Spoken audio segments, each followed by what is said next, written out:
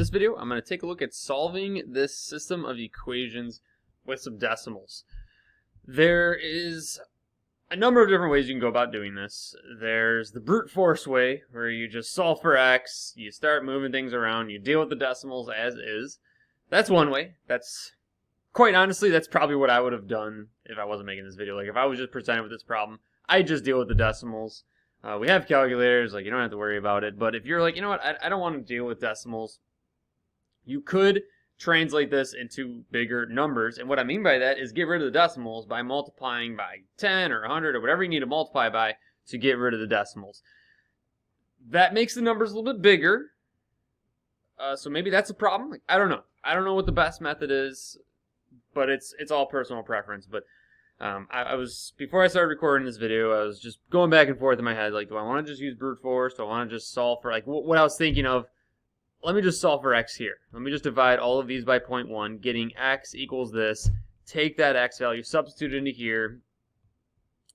I don't think it's difficult, but I think most people might want to just get rid of decimals. So let's see.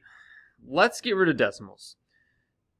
In order to get rid of 0.4, how would I make that not 0.4? Like, how would I get rid of that decimal? How would I move over that decimal a place? And also, this is just a good video, an extra side lesson here on just decimal movement.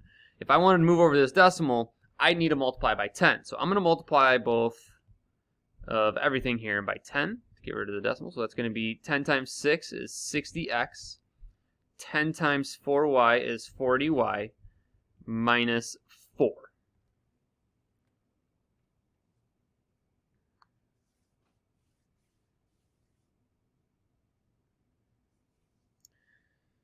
And then from here, on the bottom, I have this 0.1 and 2.14. So to get rid of the decimal values there, I need to multiply by 100. And here's why. Because if I multiply by 10, that's going to move over once, that's going to move over once. I still then have 21.4. So I need to multiply by 100 to fully get rid of the decimal values. And I hope now you're starting to see, like, yeah, you know what? I think I'd rather just deal with the decimals, to be completely honest, because now look what's going to happen. So this is going to be 10x equal to 214 minus 300y. Just because we're not dealing with decimals, does that make it easier? I don't think so, because there's really still not even a easy way of going about doing this to avoid the decimals. And what I mean by that is if I am going to now solve for x, I'm going to divide by 10, and then we're almost right back to where we started. So 214 divided by 10 is going to be 21.4 minus 30y. So I get rid of the decimal value there, and then I try to be like, oh, I'm going to get rid of this, but then I just offset right back to 21.4. So I'm just going to continue on solving this, and I hope now you can see why I started to solve this the way I started, because from what I've noticed, a lot of textbooks will encourage this, get rid of the decimals, like try to move everything over so you're not dealing with these floating decimals, when, to be completely honest, I think that complicates things just a little bit more. That makes the numbers a little bit bigger. I would rather just use brute force and just divide by the 0.1 here, and then move on and substitute, keep the number small, but just deal with decimals. So I just wanted to show you. That's just my own opinion on how to go about solving this. So now from here, I'm going to substitute in the x. So I have x equals this. So I'm going to substitute that into here, right here. So I'm going to get 60 times 21.4 minus 30y equals 40y minus 4.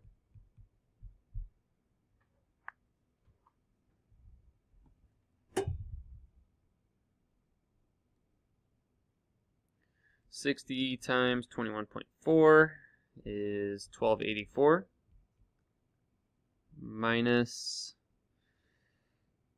60 times negative 30. So it's going to be negative 1800 y equals 40y minus 4. dealing with big numbers. What else? Let's add over the 1800y.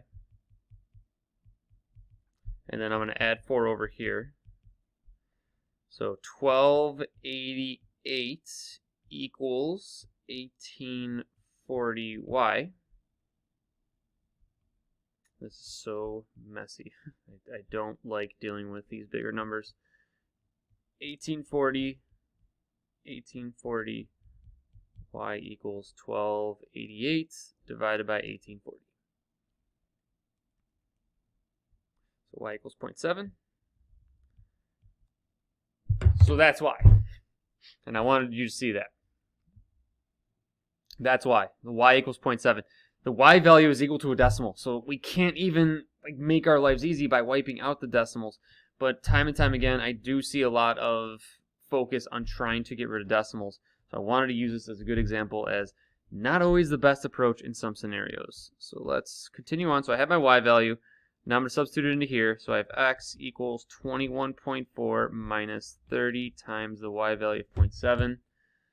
21.4 minus 30 times 0.7. It's going to give me x equals 0.4. So my solution is 0.4, 0.7. Do have some decimal answers there. So let me just recap the first part of this.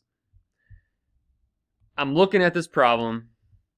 I'm thinking brute force, solve for x, move on, use your calculator. There is a lot of push for getting rid of decimals. But as you could see, wasn't the best approach because I think we're still dealing with just as messy numbers. Like this is still messy because we get a decimal value for our x, we get a decimal value for the y. So no matter what we do, we really can't avoid some messy numbers here.